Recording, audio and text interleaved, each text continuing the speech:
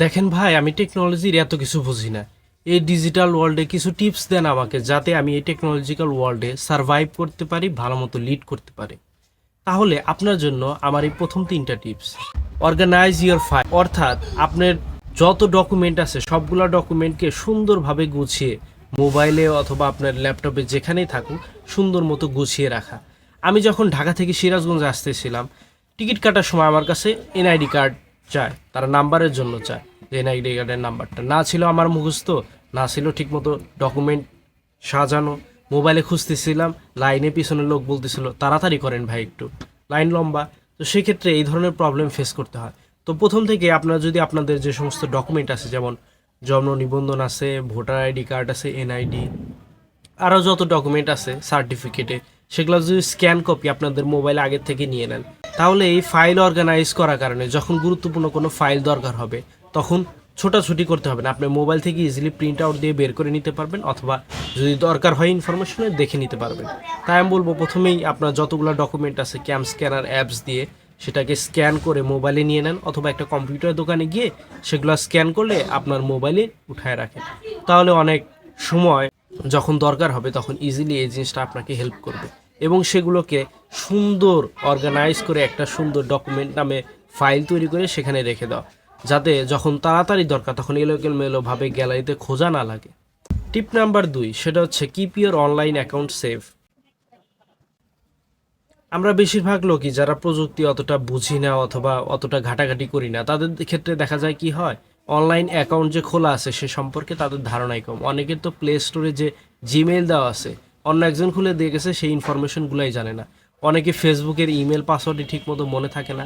সেজন্য আমি বলি, আপনার অনলাইনে যতগুলো অ্যাকাউন্ট আছে সেগুলো যদি আপনি নিজে থেকেই মাথার ভিতর সেভ করে রাখতে পারেন তাহলে তো ভালো। আর যদি না পারেন তাহলে আমার পদ্ধতিটা অ্যাপ্লাই করতে পারেন, সেটা হচ্ছে একটা ভালো ডায়েরি বা কাগজে, যেটা নষ্ট হয়ে যাবে না, হারিয়ে যাবে না, ওই জায়গায় লিখে রাখা আমার জিমেইল নাম্বার, আমার জিমেইলের পাসওয়ার্ড, আমার ফেসবুকের ইমেল অথবা মোবাইল নাম্বার, আমার ফেসবুকের পাসওয়ার্ড, আমি বিকাশের আমার ব্যাংকিংয়ের যত অ্যাপস আছে, ব্যাংকিংয়ের যত অ্যাকাউন্ট আছে সেগুলোর ডিটেলস, সেগুলোর পাসওয়ার্ড, যাতে আমি মারা গেলে অন্য কেউ অ্যাক্সেস করে সেই কাজটা করতে পারে। আমরা অনেকেই আছি ফেসবুক ব্যবহার করি কিন্তু ঠিকমতো সেটা সম্পর্কে জানি না, just you know what I mean. তো ফেসবুকে নিজের প্রোফাইলকে সুন্দর করে সাজানো, আমার নাম সঠিক মতো দেওয়া, বয়স সঠিক মতো দেওয়া, আমি কোথায় ছিলাম, কোথায় আছি, কোথা থেকে আমি আমার গ্র্যাজুয়েশন কমপ্লিট করছি, এই লাইভ ইভেন্টগুলো ঠিকঠাক মতো সাজানো। এরকম জানে না হয় আমার প্রোফাইলে এমনি একজন ঢুকলো আর হজবরল এলোমেলো সব, সুন্দর করে অনলাইন প্রোফাইলটাকে সাজানো।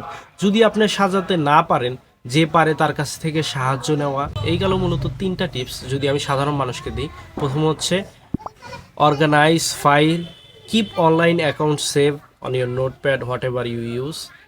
তারপর হচ্ছে অনলাইনে একটা ভালো প্রেজেন্টেশন তৈরি করা, সেটা হতে পারে ফেসবুকে, ইনস্টাগ্রামে, অথবা বিশেষ করে এখন আমাদের যেটা গুরুত্বপূর্ণ দরকার সেটা হচ্ছে লিঙ্কডইন। এরপর যদি আপনি একটু না আমি আসলে এগুলা পারি, এগুলা আমার শেষ, আমি একটু অ্যাডভান্স হতে চাচ্ছি, সেক্ষেত্রে আমি আরও 2টা টিপস আপনাকে দেবো। সেটা হচ্ছে লার্ন বেসিক ইন্টারনেটের বেসিক জিনিসগুলো শিখে নেওয়া। যেমন আমরা সেক্ষেত্রে কথা বলতে পারি, যেমন মেল কিভাবে দেয় নেয়, ডকুমেন্ট কিভাবে শেয়ার করে, এই ধরনের বেসিক যেগুলো কাজ আছে ইন্টারনেটের, সেগুলোকে ওভারঅল আইডিয়া রাখা, কিভাবে কোনটা কিভাবে কাজ করে, কোনটা কিভাবে ব্যবহার করতে হয়, কোনটা কখন লাগে, এই জিনিসগুলো। আমরা এখন অনেকেই আছি যারা মেল ঠিক মতো শেয়ার করতে পারি না, মেল দেওয়া নেওয়া পারি না, মেল কিভাবে লিখতে হয় আমরা এইটাও অনেকেই জানি না। আর আপনি যদি এর সাথে আরও কিছু অ্যাড করতে চান তাহলে সেক্ষেত্রে আমি বলবো মাইক্রোসফট অফিসের কিছু কাজ রেখে লেখা, কিভাবে একটা দরখাস্ত লিখতে হয়, কিভাবে পিডিএফ থেকে ডকে রূপান্তর করতে হয়, ডক থেকে পিডিএফে, এক্সেল শিটের কিছু কাজ জেনে নেওয়া। এগুলো ভবিষ্যতে স্টুডেন্ট লাইফে তো আপনার লাইফকে অনেক ইজি করবেই, সাথে সাথে যখন আপনি জব ফিল্ডে অথবা ভালো কোনো ফিল্ডে যাবেন, সেটা হতে পারে ব্যবসায়িক ক্ষেত্রে, সেটা হতে পারে চাকরি ক্ষেত্রে, এই সমস্ত জিনিস আপনাকে অনেক হেল্প করবে। আর শেষ, সেটা হচ্ছে সবচেয়ে গুরুত্বপূর্ণ, যদিও এটা প্রথমে রাখা উচিত ছিল, সেটা হচ্ছে হাউ টু সলভ প্রবলেম। প্রথমত কি হয়, আমরা অনলাইনে বিভিন্ন ধরনের প্রবলেম ফেস করলে যারা এই ধরনের কাজ করে, যারা এক্সপার্ট আছে তাদের কাছে আমরা দৌড়ে যাই, কোনো সময় নিজে চেষ্টা করি না এই প্রবলেমটা কিভাবে আমি সমাধান করতে পারি। তো সেজন্য প্রথমে আপনাদেরকে শেখা উচিত যে কিভাবে আসলে একটা প্রবলেম সলভ করে। একটা মোবাইলে একটা অপশন আসছে যেটা ইয়েস অর নো আমি বুঝতে পারতেছি না, বারে বারে আসতেছে, আমি বারে বারেই বুঝতে পারতেছি না, কেটে দিচ্ছি। তো এই প্রবলেমটাকে সুন্দর করে লেখা, XYZ, এটা আমি গুগলে সার্চ দিলাম, তো গুগলে রেজাল্ট আসবে যে এটা কি, কিভাবে কাজ করে, ইয়েস দেওয়া উচিত না নো দেওয়া উচিত।